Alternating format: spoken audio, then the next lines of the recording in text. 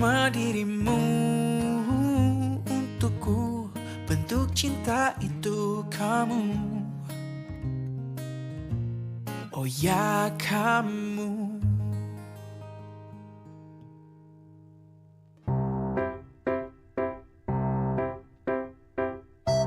Hai, aku Buku. Jenisku sangat banyak. Aku bisa berikan banyak manfaat kalau kamu membacaku. 3, 2, 1, go!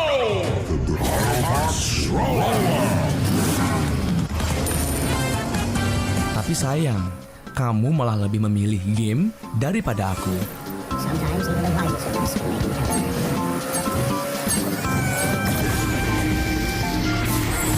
Buku adalah jendela dunia, dan membaca buku adalah cara untuk membuka jendela tersebut.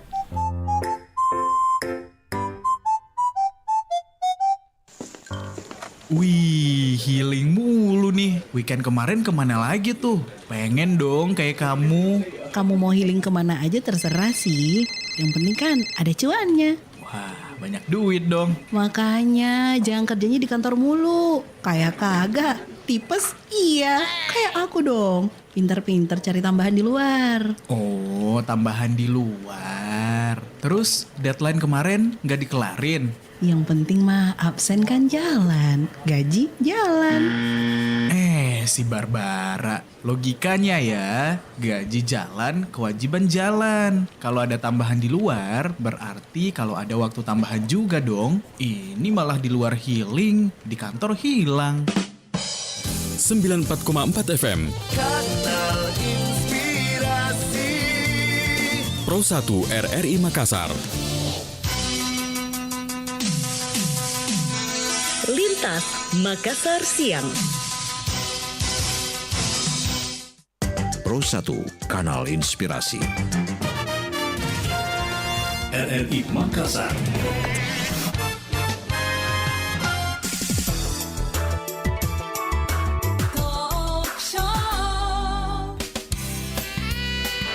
Assalamualaikum warahmatullahi wabarakatuh dan selamat siang pendengar Pro 1 RRI Makassar. Saya Arti Alfian ini kembali menyapa Anda di hari ini pendengar ya. Hari Sabtu 23 Juli 2022 di kebersamaan kita di pengarus utamaan gender ya. Dan seperti biasanya akan ada satu topik yang akan kami hadirkan di ruang dengar Anda, dan kali ini seputar entrepreneur muda menginspirasi ya.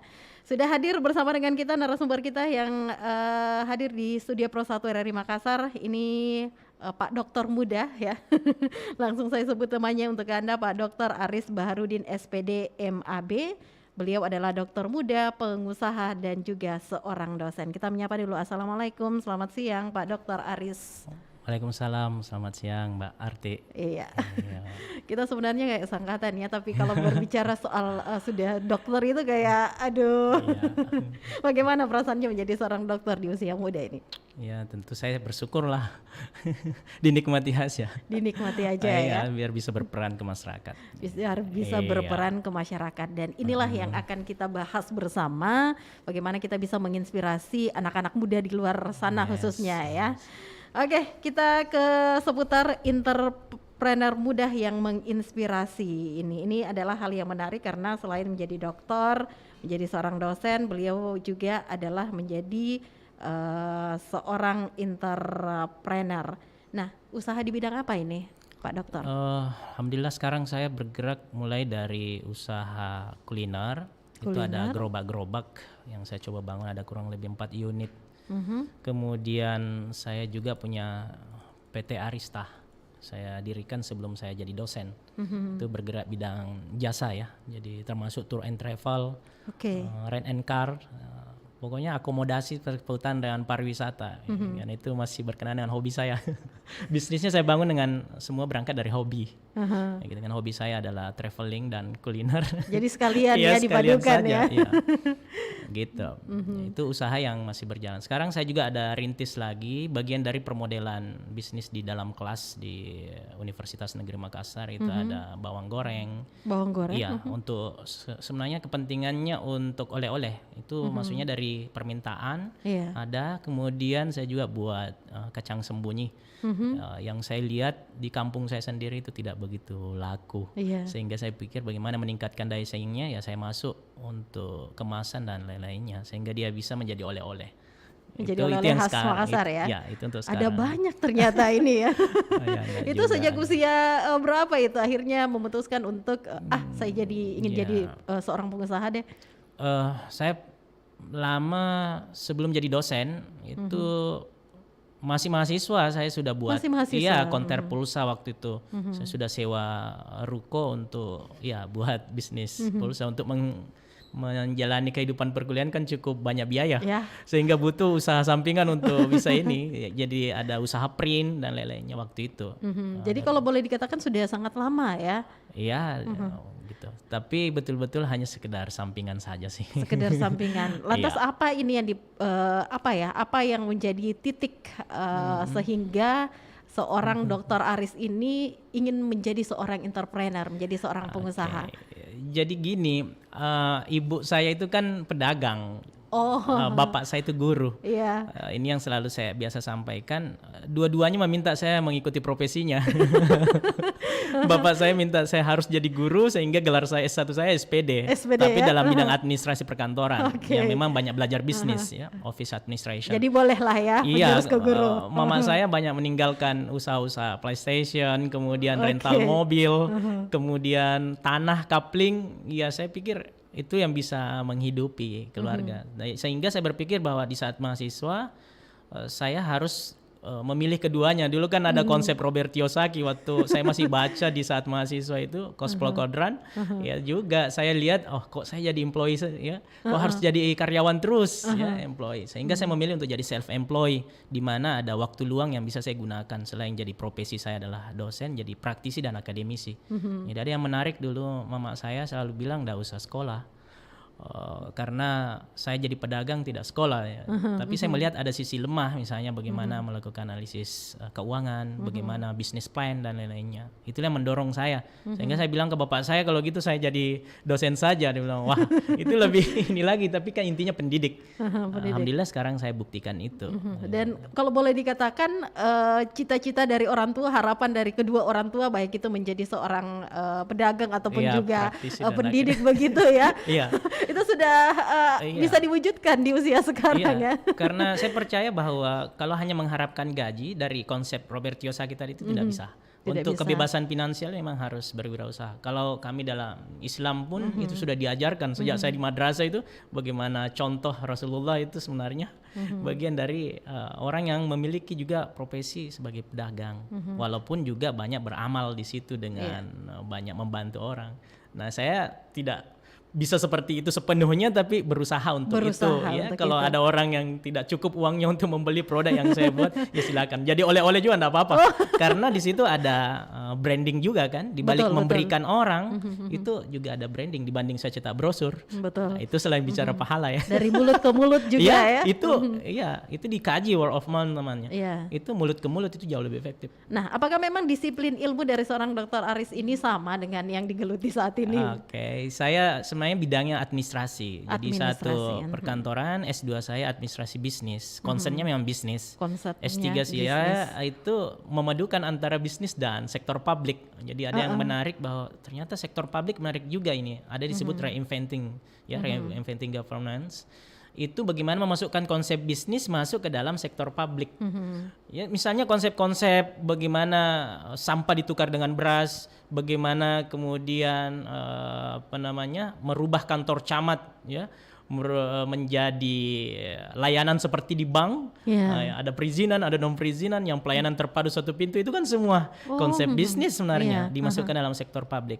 Nah, negara-negara maju kan itu sudah memadukan antara sektor bisnis sehingga tidak membebani anggaran negara. Itu kajian administrasi bisnis dalam sektor publik. Ini yang harus kita dorong. Wow, saya hanya bilang luar biasa ini ya. Jadi ini kita sempat berpikir bisa menggabungkan antara menjadi seorang praktisi dan akademisi. Ada tanggapan Anda? Iya, kalau saya itu sangat penting. Karena kalau tidak seperti itu, ada jiwa wirausaha yang kita miliki tidak kita dorong, Ya. itu akan berdampak nanti misalnya kami sebagai dosen akan mencari sumber-sumber keuangan yang lain. Itu bahaya, bisa jual buku, bisa Aduh. jual atau jual diktat dulu ya istilahnya, atau ya istilahnya mengkapitalisasi mahasiswa dan lain-lainnya, itu sebenarnya tidak dibenarkan. Sehingga cara-cara yang lain adalah waktu luang itulah yang kita gunakan untuk berwirausaha. Sebenarnya rumusnya kan bagaimana uang cari uang. Uang cari uang. Ini Iya. juga saya mau pelajari ini. Iya, resepnya uang cari uang gitu. Kalau saya ditanya kenapa enggak kaya-kaya, ya memang cita-cita saya bukan untuk kaya.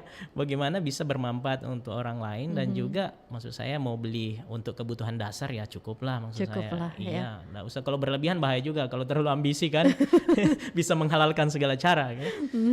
Cuma itu memang saya dari dulu membangun bisnis tanpa utang. Saya mencoba mencari sebuah model bagaimana bisnis dibangun itu tanpa utang, walaupun sangat berat ya. Itu seperti apa itu? Ingin Ya, tahu juga ini kuncinya di dalam. jarang dilakukan oleh pengusaha sukses, pasti semua berangkat dari Iya, pinjaman atau utang. Kalau saya tidak, saya lebih memilih modal atau dana lebih yang saya miliki dari hasil putaran bisnis kecil-kecilan atau UMKM itu, saya coba tabung, kemudian saya reinvestasi lagi. Sebetulnya misalnya usaha bawang goreng dan kacang sembunyi yang saya buat itu kan modalnya cuma 1 juta. Modal 1 juta untuk bahan ya, dan beberapa alat mesin press misalnya yang ya harga 300-an saja saya memulainya. Ada orang kan tidak ingin memulai kalau tidak canggih alatnya. Betul. Kalau saya tidak, daripada saya tinggal selain mengerjakan tugas Tridharma perguruan tinggi, ada waktu saya kan malam. Sore saya selesai ngajar kan saya bisa ke kafe, ketemu teman-teman pengusaha, saya banyak berguru sama orang-orang yang sudah pengusaha. Semua mengatakan ya butuh pinjaman bank. Ya. Nah kalau saya dari situ, enggak usah saya memulai usaha yang terlalu berlebihan, cukup dengan profesi saya. Artinya tugas utama saya kan dosen. Berarti itu yang harus saya jalankan karena saya juga abdi negara. Betul. Yang kedua, sampingan dibantu oleh keluarga saya yang lain ya adalah entrepreneur. Entrepreneur. Kayak gitu. Iya. Nah, kalau ada yang sedang mendengarkan siaran kita saat ini ya, ingin ikut juga terjun menjadi seorang pengusaha, Iya. menjadi seorang entrepreneur. Sebenarnya apa sih hal atau modal apa yang harus dipersiapkan lebih awal untuk menjadi seorang entrepreneur selain modal ya? Iya. Ya ini beratnya saya memberi tips karena saya cuma jalani saja. Kalau Sesuai saya pengalaman pastinya dulu ya. saya pernah baca buku Adri Wongso. Waktu saya masih muda sekali itu usia ya tamat mahasiswa lah 2009, pada saat itu saya membaca buku Adri Wongso. Dia bilang berani bermimpi, berani sukses, ya berani gagal. Yeah. Modal entrepreneur semuanya itu dan keberanian. Berarti konsep berani bermimpi, berani sukses, berani gagal itu rumusnya. Kalau memang berani ya maju. Jangan coba-coba kalau memang takut rugi. Nah karena banyak orang juga the power of kepepet. Ya kalau saya action saja. Nanti kemudian dari situ kita coba lihat modelnya. Kalau kami di akademik itu harus menemukan permodelan bisnis dulu. Kemudian bisnis plan itu harus jalan. Studi kelayakan bisnis, setelah dianggap layak dan tidak layak baru kita berani investasi. Gitu Itu kalau dalam akademik. Tapi kalau rumus-rumus senior-senior saya yang sukses-sukses semua, maksud saya yang bisa jadi milioner lah. Mereka itu betul-betul ada the power of kepepet, ada juga yang memang hanya berani mencoba. Ya, ada yang berhenti jadi honorer, ada yang berhenti jadi guru untuk memilih jadi pengusaha. Banyak sih, saya pikir senior-senior saya yang sudah berhasil membuktikan itu. Jadi sebenarnya kata kuncinya adalah berani ya. Iya, namanya entrepreneur ya. Jadi kalau kita bicara kewirausahaan, ya, kewirausahaan itu sebenarnya wira itu kan berani, pejuang kan. Jadi substansinya di situ. Ya, ketika selalu saya mau bisnis tapi takut, kalau mahasiswa biasa saya kasih tahu ya jangan takut. Kalau enggak ya ikut-ikut sama orang, sama aja dengan keterampilan yang lain. Tapi memang tidak bisa dipungkiri kata dilema itu ya, Iya. tanda tanya besar di depan itu pasti selalu ada. Selalu ada. Bahkan sebenarnya dalam kewirausahaan, dalam pengalaman saya yang paling banyak menghalangi sebenarnya kesuksesan kita adalah teman-teman sendiri. Iya, karena misalnya bisnis apa? Pulsa waktu itu. Terlalu banyak orang ngutang, paling untungnya berapa sih gitu-gitu.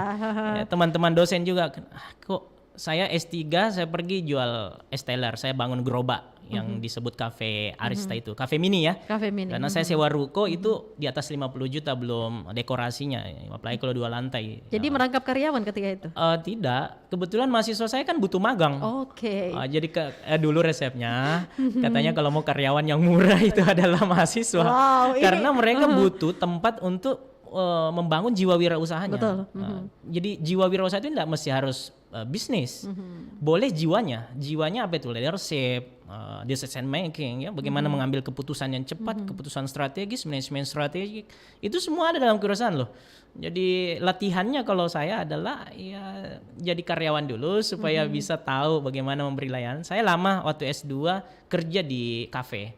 S2 di Malang waktu itu saya sambil tengah malam kadang saya cuci piring untuk belajar juga memberi layanan dan meracik. Sehingga dari situlah ilmu saya pulang orang semua kaget. Kenapa tiba-tiba Aris bikin kafe? Padahal sembari saya menunggu formasi dosen kan. Tentu kan ada strategi juga di situ. Betul. Nah, saya buat kafe. Lama juga saya pernah jadi konsultan. Kebetulan ilmu marketing itu kita gunakan sebagai politik marketing. Jadi ilmu marketing itu sangat digunakan hari ini di konteks politik. Itu bisa juga dari peluang bisnis. Jadi bisnis itu seluruh aktivitas kita yang dapat menghasilkan profitabilitas, ya, dalam rangka mencapai keuntungan yang halal maksud saya, yaitu bisnis, gitu. Nah, seharusnya saya ini dulu mengambil jurusan bisnis juga. Enggak mesti. Banyak senior saya tanpa jurusan bisnis sukses kok. Justru orang bisnis itu terkadang terlalu hati-hati. Banyak pemikiran ke depannya ya. Ada yang orang matematika juga jadi pengusaha, ada yang tidak sekolah juga.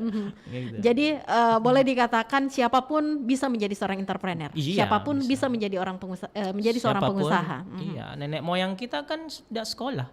Tapi karena dia punya keberanian, jiwanya itu dia miliki tadi, punya jiwa kepemimpinan, punya jiwa keberanian untuk bertindak, keputusan yang strategis, intuisi lebih-lebih. Intuisi itu yang jiwa paling penting. semua itu. Makanya mahasiswa jangan dipaksa selalu berbisnis, nanti tidak ada yang mau jadi pemikir. Saya malah seandainya maksud saya kita hanya berpikir bisnis seperti konsep kapitalis, saya pikir kita bisa kaya dari situ karena rumusnya kan sudah ada. Tinggal bagaimana mengatur waktu untuk mengejar mimpi itu. Tapi tidak boleh. Menurut saya sangat tegas menolak itu konsep-konsep yang sifatnya kapitalis. Tapi kalau konsep koperasi, ya, dengan prinsip kekeluargaan, kerjasama, ya, kerakyatan itu lebih menarik. Ya Keynesian lah kira-kira.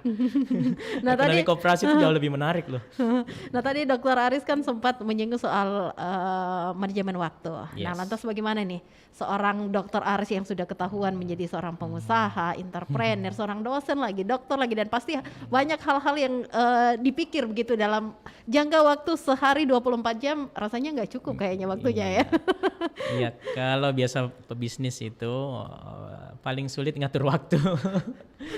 Saya jujur sendiri pun sulit sekali ngatur waktu. Maksudnya begini, kita tidak terbiasa dengan yang sistematis. Cuma dunia akademik lah yang mencoba mensistematiskan kehidupan kita.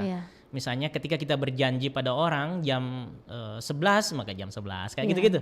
Itu contoh maksudnya. Tapi kalau misalnya bangun paginya itu tidak semua pedagang bisa loh, atau tidak semua pebisnis ya. Tidak semua pebisnis itu bisa bangun pagi, ada yang habis sholat subuh tidur lagi gitu. Karena mau-maunya dia. Makanya saya tidak pernah mau jadi karyawan karena saya selalu berpikir bagaimana saya bisa jadi leader pada tempat di mana saya berprofesi gitu. Jadi kalau tidak mau jadi karyawannya bikin usaha, walaupun serendah-rendah usaha kita kan kita jadi bos di situ. Jadi pemimpin pada usaha itu. Jadi waktu itu penting dalam hal misalnya tawar-menawar ya, penawaran, kemudian membagi waktu dalam hal belanja barang ya, modal dan lain itu harus tertib. Waktunya itu tidak bisa ditunda-tunda. Kalau kita sudah ada janji sama orang, apalagi klien atau konsumen kita, tidak bisa. Misalnya kalau saya harus supply atau tender, memberangkatkan misalnya ada perguruan tinggi swasta yang meminta kepada saya dengan dana sekian, bagaimana ini bisa berangkat untuk NERS misalnya, praktik di Jakarta, Bandung. Nah, itu beberapa kampus swasta saya bisa dampingi. Nah, itu dengan proyek-proyek seperti itu kan PT saya yang masuk. Itu saya harus buktikan waktunya. Ketika saya sudah atur waktunya itu harus sesuai betul dan tidak boleh saya bicara dua kali. Ya, bedanya dengan saya PT yang lain adalah bagaimana saya membuktikan kata-kata saya yang sudah memprediksi segala kemungkinan. Forecasting, bisnis itu dipelajari, ada perencanaan, ada ramalan ya. Ramalan juga ada ya. Oh iya, salah meramal, salah dalam studi kelayakan bisnisnya pasti salah keputusannya. Kalau sudah mengatakan 300 juta ya jangan diubah-ubah. 300 juta segala resiko kita yang harus tanggung. Tiketnya yang naik kah, kita harus tutupi, dan beberapa kali saya alami kerugian demi menjaga kepercayaan. tekor 10 sampai 20 juta gara-gara terlambat eksekusi tiket. Itu sering terjadi. Sering terjadi ya? Iya, tapi saya nikmati saja. Karena saya pikir ini juga uang kan saya putar-putar saja dari untungnya gitu. Kalau saya susah ya memang dulu saya susah juga. Jadi maksud saya itu kira-kira ya. Tapi menariknya kan satu usaha saja ini, satu kegiatan itu boleh dikatakan sudah memporsir tenaga, memporsir pikiran. Terlebih ini beberapa beberapa usaha-usaha, kemudian juga menjadi seorang dosen dan banyak sekali lagi. Bagaimana ini? Iya, itu memang tidak gampang karena kalau saya sih sebenarnya entrepreneur hari ini bisnis itu lebih menemukan model. Karena yang mahal itu sebenarnya modelnya. Kalau kita di dunia akademik itu ketika menemukan suatu model bisnis walaupun itu for SME atau ke UMKM itu bisa dihakikan loh. Dan hakinya itu bisa setelah haki itu menjadi hak milik kita dan itu bahkan bisa dijual. Saya disertasinya itu menemukan sebuah role model layanan ya, bagaimana memadukan konsep bisnis tadi itu masuk ke dalam atau disebut reinventing governance atau reinventing government itu bisa dijual loh ke pemerintah daerah gitu. Karena konsepnya tidak semua orang bisa pikirkan itu. Bahkan kita tarik pada konsep digitalisasi kalau di UMKM itu tidak semua UMKM menguasai digitalisasi. Dengan buka usaha konsultan digital marketing, ya dapat uang lagi di situ. Tapi kan tidak boleh juga seperti itu, bayar terus. Nah itu yang saya pikir bahwa tidak gampang konsentrasi pada suatu bisnis. Ya, makanya kalau saya karena ini praktek, akademisi dalam menjadi praktisi juga, ya di situ saya coba-coba ilmu yang saya coba dapatkan. Apa betul bisnis yang kita pelajari internasional misalnya, kok bangkrutnya itu bisa kita terapkan di UMKM? Itu terkadang ada kesamaan. Namanya juga teori itu kan terkadang sudah diuji coba di beberapa tempat, kemudian coba diterapkan secara general. Itu bisa. Ada juga yang tidak pas. Misalnya kita dengan local wisdom. Jadi ada diferensiasi sebenarnya yang kita miliki kalau UMKM yang tidak dimiliki daerah lain. Itu yang saya coba usung ya. Saya tidak mau yang muluk-muluk membangun properti. Ada teman SD saya itu, teman SD saya sukses di properti. Ismail Manda itu. Siapa yang tidak kenal dia? Tapi maksud saya itu memang tangannya dia tangan emas di bidang properti. Saya memang sukanya UMKM karena saya pikir banyak sekali UMKM yang ada di Sulawesi Selatan ini yang perlu kita sentuh. Kita kampanyekan bagaimana membangun gerakan kolektif di UMKM, tidak hanya mengeluh menjadi pengangguran, supaya dia bisnis kacang, bisnis bawang goreng, aneka macam kue yang bisa dibuat, itu bisa dijual. Tapi karena dia tidak ngerti masuk pasar, tidak ngerti mengemas, ya itu yang sulit. Lantas bagaimana ini? Penting juga ini diketahui oleh masyarakat luas ya terkait teknik pemasarannya. Tadi kan bawang goreng lah, kacang sembunyi lah, yang sebenarnya kita sudah kenal ini ya. Dan kita kaitkan di era digitalisasi saat ini nih Pak Dokter. Kalau kita bicara tentang keilmuan, itu memang terkadang terjadi gap ya. Antara akademik dan dunia praktis. Namun kalau saya justru selalu mendorong, saya selalu mengkampanyekan tidak seperti itu. Justru kita kadang tidak tahu teorinya. Kalau makanya tarik teori yang memang sudah diuji coba dalam konteks kira-kira yang memiliki kemiripan yang sama. Misalnya tadi kalau konsep pemasaran sekarang kan kalau kita lihat penelitian-penelitian itu lebih cenderung pada yang disebut dengan community. Dulu kan Kotler ya, price people ya dan seterusnya. Kalau sekarang itu community, communication, itu sebenarnya strategi.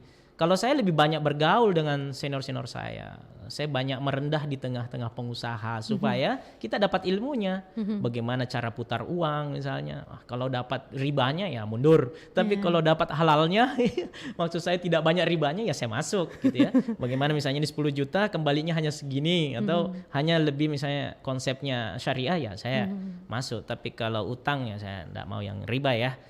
Nah itu strategi marketing itu sangat tergantung sebenarnya dari produknya. Kalau saya itu lebih pada itu tadi, memperkenalkan produk saya dulu kepada pasar. Jadi saya tidak berpikir bahwa apa ini dibutuhkan pasar atau tidak. Kalau itu passion saya akan buat karena saya selalu ingin punya karya. Karena karya itu akan dilihat. Laku tidak laku saya tidak peduli karena saya sebagai akademisi dan praktisi. Jadi itu menjadi contoh atau role model kepada mahasiswa saya. Jadi mahasiswa nanti tanya, ini dosen banyak sekali teorinya tapi tidak ada buktinya. Tapi kalau saya mencoba membuktikan mau ilmu apa, kafe misalnya. 2 resep saja yang saya pahami di kafe. Tahu resep dan punya komunitas, itu strategi marketingnya. Walaupun kita punya banyak modal, tapi tidak punya komunitas, ya saya kira sulit. Tapi perhatikan semua, saya tidak sebut merek, perhatikan semua kafe yang ada di Kota Makassar yang punya komunitas pemerintah, pejabat dan lain-lainnya, komunitas marketing. Marketing itu kadang tidak suka di kantor, tapi cukup dengan brosur, nomor HP, duduk di kafe ngopi, telepon semua. Itu contoh. Kalau saya kasih diskon di kafe saya dulu itu. Iya. Nah, makanya saya hentikan sekarang sewa ruko, saya bangun semua yang gerobak-gerobak, khusus mahasiswa saya yang tidak punya pekerjaan, saya bahkan punya dia beli murah, silahkan saja. Jadi misalnya dia hanya punya 10 juta dengan konsep franchise, kan ilmunya dia sudah tahu, lama jadi karyawan saya, diambil aja nggak apa-apa. Nggak apa-apa. Itu saya bangga kalau lewat di depannya, walaupun saya tidak dapat lagi profit dari situ karena sudah hak milik sepenuhnya, tapi kan saya senang punya karya yang bisa saya lihat. Kayak gitu. Nah, jadi konsep kalau boleh pengusaha, dikatakan itu seseorang yang ingin terjun ke dunia usaha harus pandai-pandai lah membawa diri bergaul, membentuk sebuah komunitas, jangan hanya diam-diam dan diam ya. Memang kalau pure jadi pengusaha Mbak ya harus ini total. Kalau saya kan 2, praktisi dan akademisi. Kira-kira di Cosplay Quadrant itu saya self-employed dan mainnya di investor sekarang, enggak main businessman lagi. Investor itu beli tanah, coupling, sudah tidur-tidur saja. Iya, saya masih beli tanah dulu masih 15 juta daerah Moncongloy. Sekarang kalau saya mau jual itu ya mungkin ada 70 berkali-kali juta. Artinya lipat ya. kalau kita mau pakai Pajero atau Fortuner sudah bisa, tapi untuk apa coba? Mau gaya-gayaannya enggak penting lah. Kalau dalam dunia bisnis itu memang terkadang butuh kalau misalnya kita ingin penawaran. Kadang orang enggak percaya, dia lihat dari ujung kaki sampai ujung kepala. Tapi menurut saya kalau untuk saya enggak begitu penting. Gitu. Lebih baik kita merendah naik sepeda, tapi orang ke rumah kita lihat ada tuh nyepain rumahnya gitu toh. Dibandingkan kita naik mobil mewah, namun ternyata itu semua utang gitu kira-kira. Oke. Tadi ini sempat disinggung soal passion. Nah, apakah dunia usaha itu ketika kita ingin mengembangkan sebuah usaha, kita lihat dulu passion kita di mana gitu. Iya, itu penting tidak sih? Penting, karena rata-rata teman saya yang sukses itu ya karena hobinya. Saya lihat, jadi ada kan sebenarnya resepnya itu, selain hobi adalah pengalaman pekerjaan. Banyak teman-teman istri saya itu resign dari bank karena saya pikir bahwa ada hal yang aneh. Kok kita bekerja untuk orang, habis waktu pulang malam, ya tidak ada waktu untuk keluarga, itu tidak sebanding menurut saya dengan uang. Walaupun uang kita cukup untuk makan, tapi kalau banyak waktu bersama keluarga itu tidak bisa dibeli dengan uang. Karena di balik alat tukar itu kan sebenarnya ada kebahagiaan di situ. Berarti bagaimana kita melangkahi alat tukar itu bisa menuju kebahagiaan. Itulah yang dipakai orang-orang sufi, itu orang. Nah, kalau kita pengusaha senang dapat uang, ditabung, ya ada kebahagiaannya. Walaupun kadang lebih banyak ruginya, tapi menurut saya ada nikmatnya. Itu yang saya tidak bisa tinggalkan. Apalagi memang profesi dalam dosen di bidang administrasi bisnis. Kayak gitu. Nah, sebenarnya tantangan terberat lah ya menjadi seorang pengusaha itu seperti apa sesuai dengan pengalaman Anda ini Pak Dokter? Kalau saya kan sudah sering-sering ditipu. Ditipu itu yang paling sering, baik di usaha jasa, baik penawaran, distributor. Terus ya kadang bilang nanti saya bayar, itu tidak datang. Kadang orang bilang 10 bungkus ji kacang sembunyi. Jadi Arista ya brand saya, jadi 10 bungkus ji bawang goreng. Iya, tapi untungnya itu kan kalau hanya 3.000 per pieces, kali ini tidak dibayar lagi ya kan. Jadi kita kehilangan, nah itu kali banyak. Ya, kali banyak. Nah, itu sebenarnya kerugian. Belum lagi dulu saya pernah di dunia trading. Karena saya sudah punya omset, karena masuk dunia trading, ya saya juga pernah ditipu di situ. Nah itu habislah modal saya kembali lagi. Itu lagi ramai juga sekarang. Iya, tapi kan kita tidak boleh selalu negatif, karena justru saya belajar analisis terhadap investasi itu dari dunia trading. Malah saya punya mimpi ke depan bagaimana sebenarnya UMKM itu bisa masuk dalam dunia trading. Jadi bukan UMKM-nya trading ya, bagaimana kita kumpulkan UMKM itu, nanti dia sudah punya saham. Nah ini saya tidak boleh rencana bongkar. ke depan ya, ini itu tidak boleh saya bongkar di sini. Nantilah kalau sudah jadi baru datang lagi butuh ya. permodelan bisnis, meneliti bertahap-tahap baru bisa menemukan suatu model. Kok kita selalu mainnya di properti baru bisa orang masuk di saham? Wah tidak benar nih, ini UMKM itu harus naik kelas.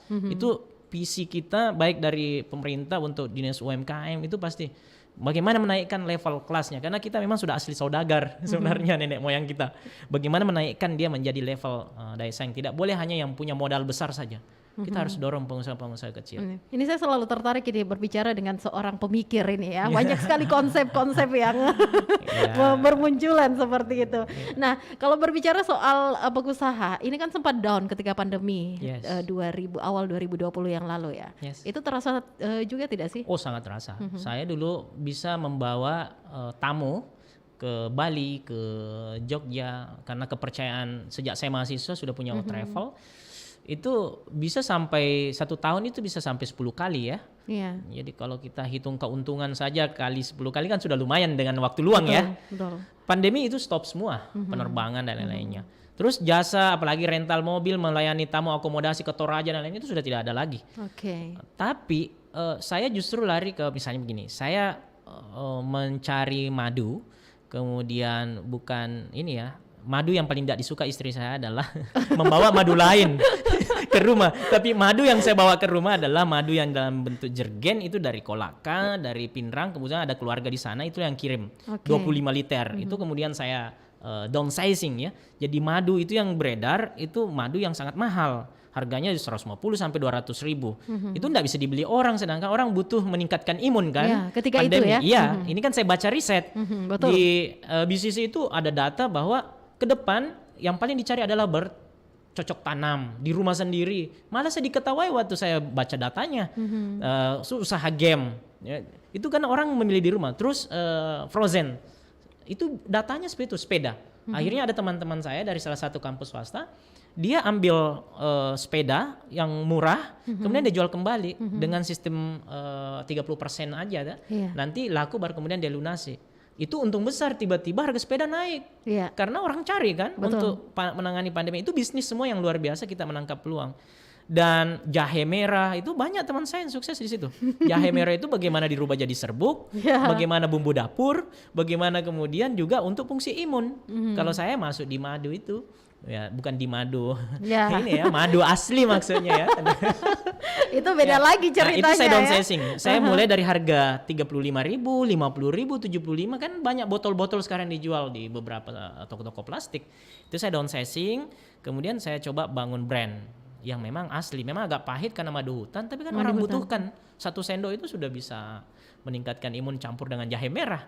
Nah, itu yang sangat dicari. Jadi kerjanya saya itu sembari pandemi karena ngajarnya online, sore kadang saya ngantar, pagi kalau tidak ada mata kuliah saya karena virtual saya ngantar. Ya, walaupun untungnya tipis tapi menurut saya ada kesenangan tersendiri lah. Jadi sebenarnya ini seorang pengusaha itu harus pandai-pandai menangkap peluang ya yang ada. Ya, kalau kita sebenarnya bicara pengusaha itu mindsetnya kayak agak sedikit borju ya, agak sedikit kapital. Saya lebih senang ya entrepreneur itu. Entrepreneur itu lebih menekankan pada sisi kreativitas dan inovasi. Jadi kita bahkan ada franchise, misalnya kita tidak ada istilahnya itu begini Mbak, ada namanya bodol, bisnis operasionalnya dana orang lain, itu bisa kita pakai utang ya. Ada namanya bosol, bisnis operasionalnya sistem orang lain, itu franchise. Ada namanya botol, ya, bisnis operasionalnya tenaga orang lain.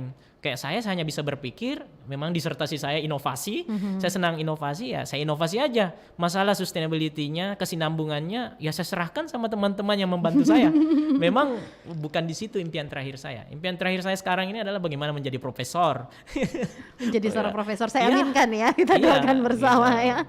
Gitu. Ini menarik ini karena banyak hal yang kita pelajari menjadi seorang entrepreneur, apa yang harus kita persiapkan selain ide, modal ya, dan yang paling penting tadi pandai-pandai menangkap peluang. Nah kalau kita misalnya pandemi kan saat itu kan yang Pak Dokter tadi katakan sempat lumayan down ketika itu untuk travel ya.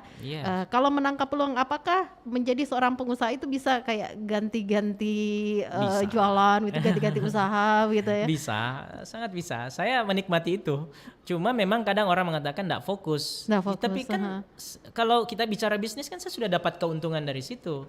Saya tidak meninggalkan, tapi saya museumkan sekalipun produknya yang sampai expire saya masih simpan di rumah, tidak apa-apa, karena itu menjadi saya bisa ukur. Selain uji lab, saya tahu ternyata ini 1 tahun saja bisa bertahan. Madu itu yang saya simpan masih ada, yang memang madu pertama itu saya simpan. Ya. Kemudian ada banyak bukti foto misalnya kalau traveling itu menjadi hiburan saya. Ternyata saya pernah dari tahun sekian ya. Terus, kalau kita tender penawaran dengan bersama beberapa travel besar, saya enggak usah sebutkan. Itu travel besar pasti saya kalah karena saya tidak bermain banyak digital, apalagi menangani tiket. Tidak. Tapi coba sebutkan siapa yang paling punya pengalaman dalam mengantarkan tamu dalam bidang akademik ya. Segmentasi usaha saya jasa itu tour and travel misalnya. Itu segmennya di dunia akademik. Misalnya tidak semua travel itu kerjanya pasti umroh kan? Saya tidak ahli di umroh. Maka fokus saya adalah misalnya mau ambil nurse bidang apa dulu. Saya siap mengakomodasi itu. Misalnya mau benchmarking. Saya tangani benchmarking sampai perusahaan mana yang Anda tuju. Saya yang punya tanggung jawab beremail. Karena saya sudah punya jaringan HRD-nya itu saya harus kenal. Itu yang tidak dimiliki travel lain. Harus membangun jaringan sepertinya ini ya. Satu paket sudah itu. Jadi misalnya saya sering bawa ke SGM di Yogyakarta, industri keripik, industri kreatif di Jogja. Ini bulan 11 saya bawa lagi, sudah mulai kembali kan. Ya dulu saya bersabar saja. Kenapa kita harus panik bahwa kita akan ketinggalan dengan banyaknya tiketing yang online? Ya kan segmen kita bukan di situ. Memang saya tidak tiketing. Bahkan saya kalau tiket rombongan baru saya tangani. Misalnya 100-200 orang karena lumayan selisihnya kan. Tapi kalau hanya 1-2 orang, ya ngapain saya sewa ruko? Cukup di rumah saya saja kantornya. Betul. Makanya saya kembalikan ke rumah saya. Ruko yang saya pernah sewa, saya kembalikan ke pemiliknya. Nggak usah perpanjang deh. Karena lantai satunya itu kan kafe, konsepnya dulu saya. Sekarang semua saya bisa kerjakan di rumah. Dengan sekarang kita concern digital marketing, itu ternyata luar biasa ya. Orang telepon kita tanpa harus keluar rumah. Kayak gitu. Itulah salah satu keuntungan membangun jaringan kayak Pak Dr. Aris ya. Menurut saya jangan juga terlalu ambisius. Bisnis itu memang butuh sedikit kesabaran, keberanian, kesabaran, role model, bisnis plan. Jadi jangan terus-terus selalu mode power kepepet. Butuh planning yang baik sebelum kita menentukan layak atau tidak layak suatu bisnis itu. Nah, yang jelas yang bisa saya tangkap di sini adalah ketika seseorang ingin menjadi pengusaha, menjadi entrepreneur, berani bermimpi, berani sukses gagal, dan berani gagal ya. Iya, itu yang paling penting. Baiklah mendengar Pro 1 dari Makassar, sebentar kita lanjutkan lagi perbincangan kita dengan narasumber kita ya, Pak Dr. Aris Baharudin SPD MAB. Beliau adalah seorang dokter muda, pengusaha dan juga dosen. Tetap bersama kami di Pro 1 RRI Makassar, kanal Inspirasi.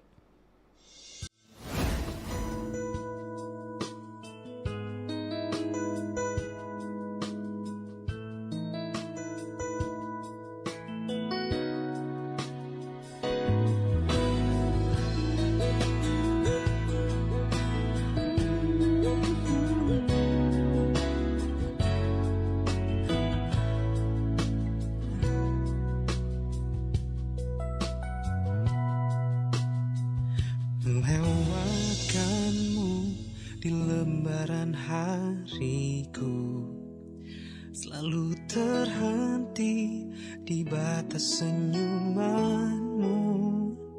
Walau berakhir cinta kita berdua, hati ini tak ingin dan selalu berdusta.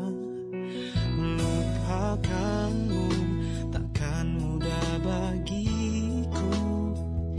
Selalu ku coba, namun aku tak mampu membuang semua kisah yang telah berlalu di sudut relung hatiku yang membisu. Ku merindukanmu. Harusnya ku telah melewatkanmu, menghapus kamu dari dalam benakku. Namun ternyata sulit bagiku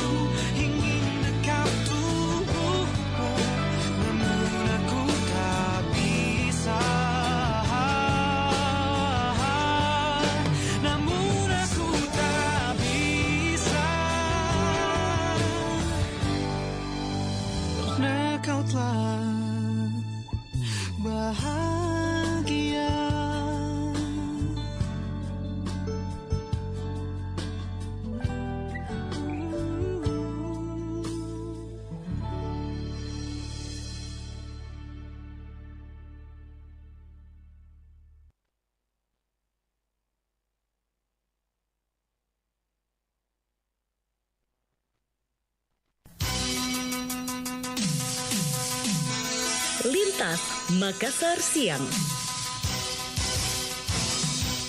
Kami ucapkan terima kasih pendengar untuk Anda yang saat ini masih terus setia bersama kami ya di kebersamaan kita di Pengarus Utamaan Gender hari ini Sabtu 23 Juli 2022 yang masih membahas topik entrepreneur muda menginspirasi, dan memang sangat menginspirasi ya siang hari ini. Kita masih bersama dengan narasumber kita Pak Dr. Aris Baharudin SPD MAB, dokter muda pengusaha dan juga seorang dosen. Kalau saya sih dapat banget ilmunya ini Pak Dokter ya. Ya, amin. Nah, kita kembali lagi nih. Sebenarnya bagaimana sih menjadi seorang pengusaha tetapi itu juga bermanfaat untuk orang lain? Kan banyak pengusaha mungkin menyimpan untuk dirinya sendiri ya. Tanggapan Anda seperti apa? Iya, saya kemarin memposting di Facebook saya dan itu menjadi model lagi buat teman-teman. Saya katakan di situ substansinya adalah bagaimana sebenarnya menjadi wirausaha sosial. Jadi banyak sekali wirausaha muncul itu kaya dalam usahanya saja, kaya untuk dirinya, tapi tidak mampu dirasakan oleh masyarakat banyak. Harusnya kan ilmunya dibagi, jangan takut dengan banyaknya pesaing. Jadi kalau saya sekarang justru kampanyekan itu, bagaimana mencetak startup melalui profesi saya. Jadi misalnya teman-teman yang tidak punya pekerjaan itu kita kasih tahu kenapa harus diam, nah banyak waktu kalian buang untuk kayak gitu-gitu. Itu namanya wirausaha sosial. Tetangga saya itu di dekat rumah itu pada UMKM. Jadi kalau Ramadan itu kita buat suatu konsep di depan kompleks, kita tutup jalanan satu dengan izin pemerintah setempat, RT, RW dan seterusnya. Itu satu jalur kita gunakan untuk tenda semua produk ibu-ibu. Karena kan sulit keluar kalau kita tidak ekspos seperti itu. Terus kita juga ada yang sudah mulai bekerja sama. Nah, itu kan asik. Saya tidak mesti beli songkolok keluar dari kompleks. Itu namanya wirausaha sosial. Bagaimana kemudian saya ada di kompleks itu ikut mendorong itu. Nah, di kampus enak sudah, saya ke kafe mahasiswa saya, walaupun misalnya dia tetap gratis kan, ya tetap kita bangga lah. Ya, ada mahasiswa, tetap kita harus bayar karena kita kan bagian dari mendorong UMKM. Mendorong UMKM ya jangan gratis terus, bisa bangkrut nanti dia kan. Meskipun kadang gratis saja. Iya, ini yang saya maksud ibu-ibu PKK. Bahkan saya ada riset baru-baru itu seputar UMKM for SME ya. Jadi bagaimana kesiapan inovasi ini sedikit lagi akan saya masukkan dalam sebuah publikasi. Tapi kalau pengabdian masyarakat, saya sudah baru-baru turun di salah satu desa di daerah Goa, itu mendampingi BUMDes, badan usaha milik desa. Itu semua sebenarnya peran-peran wirausaha sosial. Jadi selain saya praktisi sebagai wirausaha karena memang hobi di situ, juga sudah lama bersama ibu saya dan teman-teman saya harus mendorong lahirnya wirausaha-wirausaha baru. Bayangkan kalau dalam satu kelas ada 100 mahasiswa, 50 sampai 100 mahasiswa. Itu pasti ada yang bisa kita cetak di situ, yang punya memang passion untuk menjadi entrepreneur. Ada yang suka ikuti saya. Pak, bisa minta waktunya sebentar, kayak gitu. Saya pengen sekali Pak buat gerobak misalnya untuk minuman. Kebetulan saya tahu Pak resepnya. Ada yang jadi karyawan tapi ingin mandiri. Itu lebih gampang lagi untuk kita dorong itu. Kalau hanya akses permodalan, kita kan punya sekarang enak sekali mau modal bagaimana, hampir semua bank menawarkan UMKM, apalagi KUR. Memang banyak mahasiswa dan teman-teman entrepreneur tidak tahu jalurnya. Saya malah bisa meyakinkan investor tanpa bunga. Ada banyak orang yang percaya ke saya karena saya selalu jaga. Jadi saya konsultan tapi dia pengusaha. Misalnya saya cetak kantong plastiknya. Itu saya tidak pernah sedikit pun mau dapat untung di situ. Saya perlihatkan notanya, di sini tempatnya saya pesan. Karena saya tahu dia akan mengerti ongkos konsultannya, itu pasti dia kasih lebih. Wah, Pak Aris terima kasih banyak sudah membantu saya. Saya siap bantu Pak Aris tanpa ini dengan modal sekian. Ada yang siap biaya saya sampai 1 miliar. Tapi saya tidak mau karena pikir saya tidak mau pusing dengan itu. Kalau pengusaha murni, ya pasti dia tangkap peluangnya. Kalau saya harus pikirkan lagi itu, sedangkan saya harus berpikir untuk meneliti Tridharma karena hasil penelitian inilah yang akan saya dorong nanti digunakan untuk UMKM. Jangan sebaliknya, justru banyak orang mengkampanyekan apakah itu S2, S3 kalau dia pekerjaan. Emangnya sekolah untuk dapat pekerjaan? Sekolah itu sebenarnya itu membuka wawasan berpikir kita untuk menangkap peluang. Gitu. Nah, itu kira-kira Mbak. Ini keren ini ya. Jadi kalau saya nanti buat usaha langsung saya hubungi ya. Nah, sebenarnya banyak sekali hal yang ingin saya tanyakan karena memang menarik ini perbincangan kita saat ini ya. Ada mungkin yang ingin disampaikan kepada seluruh masyarakat luas ketika ingin memulai usahanya seperti apa? Silakan. Iya, kalau saya sih konsisten. Konsisten. Ya konsisten ya. Jadi juga saya ingin konsisten mengkampanyekan. Saya juga ingin konsisten mengkampanyekan bahwa mulailah dari hal yang kecilnya. Misalnya UMKM. Itu for SME itu jauh lebih menurut saya peluangnya besar. Yang penting kita bisa bangun kemitraan. Jadi kalau kita punya produk tetangga saja tidak bagus hubungan bagaimana dia mau beli. Jadi itu juga communication ya. Jadi bagaimana membangun relasi ya, jejaring itu jauh lebih penting. Jadi banyak UMKM jago buat produk tapi tidak bisa menembus pasar. Padahal cara menembus pasar yang menurut saya mudah adalah jejaring aja. Apakah pertanyaannya, apakah kita sudah punya kontak WA-nya semua kira-kira orang yang terkait dengan atau stakeholder yang terkait dengan usaha kita? Kalau tidak ya, kalau saya sudah kejar segmen ibu-ibu. Bawang goreng itu dibutuhkan oleh ibu-ibu. Kalau untuk segmen travel saya, misalnya untuk tender, ya saya masuki semua perguruan tinggi. Saya beri penawaran sama direkturnya, saya ketemu rektornya. Supaya, kan saya tidak akan lari. Saya ASN, saya juga adalah PT yang sudah 12 sampai ya tahun ke-13 usaha saya. Insya Allah lah, bukti-bukti ada, jejaring saya ada, yakin saya tidak ini. Terpercaya ya. Kalau saya itu aja sih sebenarnya pesannya. Nah, berani action lah. Berani action. Berani action. Nah, Pak Dr. Aris, usaha sudah banyak, pendidikan oke, rumah tangga aman, terkendali. Pencapaian selanjutnya seperti apa? Ya mimpi saya sekarang adalah bagaimana bisa riset dan pengabdian masyarakat. Tridharma perguruan tinggi saya harus bisa jalankan.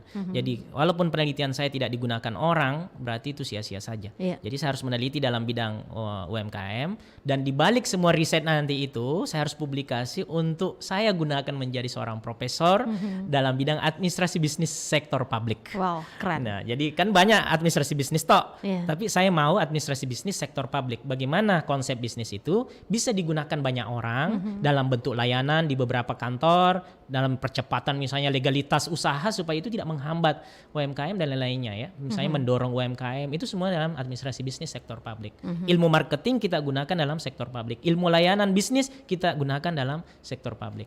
Bayangkan Maki kalau masuk ke kantor kecamat, lurah tiba-tiba berdiri seperti di bank. Selamat pagi, assalamualaikum, ada yang bisa kami bantu? Mau pelayanan perizinan atau kan asik. Nah itu kita tidak lihat. Kita masuk bank kan luar biasa. Nah itu yang harus kita dorong. Kenyamanan itu yang paling penting ya. Itu konsep bisnis. Oke, yang terakhir mungkin ini. Saya ingin semua orang di luar sana juga terinspirasi ketika tidak ada yang tidak mungkin. Usaha bisa jalan, menjadi seorang pengusaha bisa jalan, pendidikan dari S1, S2 bahkan S3. Dan saya yakin, saya dengar cerita-cerita tadi ini ada pernah seorang Dr. Aris berada di titik terendah ketika ingin mencapai semuanya itu. Ada yang ingin disampaikan kepada pendengar kita? Saya pernah jadi milioner tiba-tiba trading ya. Di dunia trading itu saya kena tipu, saya harus kembali nol. Tapi karena saya menggunakan konsep investor tadi itu di cost flow quadrant-nya Robert Kiyosaki, saya berada di titik di mana saya memiliki aset yang tidak kembali nol. Rupiah rekening nol, ya. Belum lagi dituntut banyak orang ya. Tapi untuk kembali hidup dengan investasi, misalnya saya punya tanah yang dulu saya investasi di usia muda, saya cicil emas. Saya juga mau menikah, beli rumah itu dari hasil cicil emas saya jual lah sekian untuk saya melamar. Saya jual lah kemudian untuk saya lunasi rumah saya. Mobil saya jual untuk lunasi rumah saya. Kalau memang tanah enggak usah bergerak. Nah tanah itu masih ada yang bertahan sih. Beberapa coupling dan saya sudah sertifikatkan semua. Jadi kalau misalnya kita ingin bergaya menikmati, ya dijual aja untuk pakai Pajero. Tapi kan tadi enggak penting lah. Gitu, kira-kira. Intinya yang kita bisa tangkap ini pendengar adalah ketika kita ingin keluar dari zona nyaman, ingin mulai hal-hal baru menjadi seorang pengusaha, berani bermimpi, berani sukses dan juga berani gagal ya. Oke, terima kasih ini Dr. Aris Baharudin SPDM AB sudah bersama dengan kita, sangat menginspirasi sekali, bahkan saya pun juga banyak belajar dari Anda ya. Terima kasih, sehat selalu dan sukses selalu. Assalamualaikum warahmatullahi wabarakatuh. Waalaikumsalam warahmatullahi wabarakatuh. Dan baiklah pendengar Pro 1 RRI Makassar, demikian perbincangan kita dengan narasumber kita ya terkait topik kita entrepreneur muda menginspirasi di kebersamaan kita di Pengarus Utamaan Gender edisi Sabtu 23 Juli 2022. Saya Arti Alfian menutup kebersamaan kita. Assalamualaikum warahmatullahi wabarakatuh. 94,4 FM Kanal Inspirasi. Pro 1 RRI Makassar. Lintas Makassar Siang.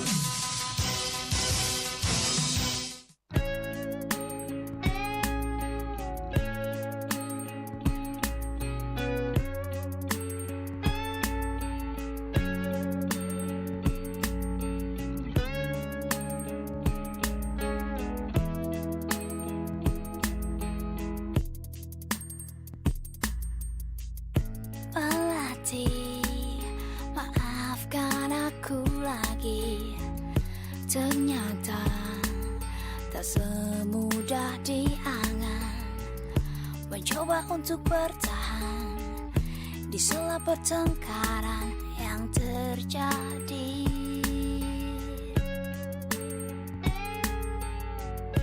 Mengapa satu rasa berlari mengejar segala perbedaan yang seharusnya tak ada di batas bening jiwa kita. Semestinya satu hal